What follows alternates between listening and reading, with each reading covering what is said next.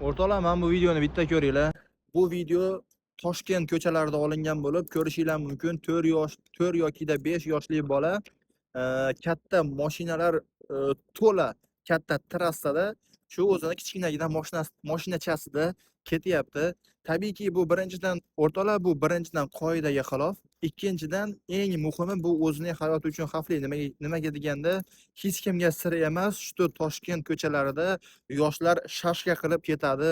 Yoshlar tezlikni o'ta darajada oshiradi. Bu bolaning hayoti uchun o'ta xavfli. Birinchidan bu yerda ota-onasiga men besh ketmadim. Bolasini hayoti uchun o'ta befarq, ya'ni bunaqa holatda, bunaqa kichkina mashinada, bunaqa kichkina yoshli bolani katta trassaga chiqarib yuborgan. O'rtoqlar, ko'rishinglar mumkin. Bu videoyimizni avtori yaxshi, sal aqlli inson ekan. Men bu insonga alohida rahmat aytaman. Shu videoga birinchidan videoga olgan, ikkinchidan именно mana shu videoda olgan avtorimiz mana shu bolani hayotini saqlab qolgan. Bu bilan yurishini qaranglar, даже strechkaga ham chiqib ketgan. Не дай bog o'ta katta tezlik bilan kelayotgan mashina bo'lsa, to'xtashga ulgurmaydi o'rtoqlar, bosib ketadi. Вот.